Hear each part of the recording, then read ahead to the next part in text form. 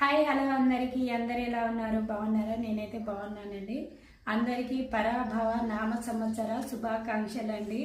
ఈ ఉగాదితో మీ జీవితాలు బాగుండాలని నేను మనస్ఫూర్తిగా కోరుకుంటూ మా ఇంటి ఉగాది పచ్చడి తయారీ విధానం చూసేద్దాం రండి. చింతపండు పులుసులో మామిడి ముక్కలు కొన్ని,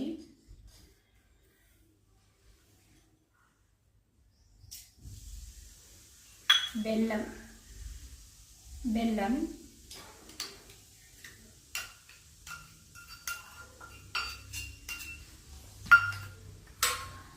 సాల్ట్, కారంకు బదులు మిరియాల పౌడర్ అండి,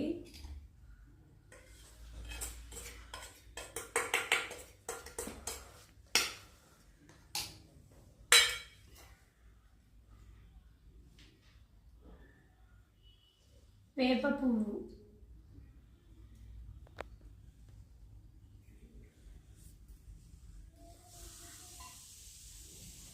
ఇవి బాగా మిక్స్ చేసుకొని తాగేయడమే.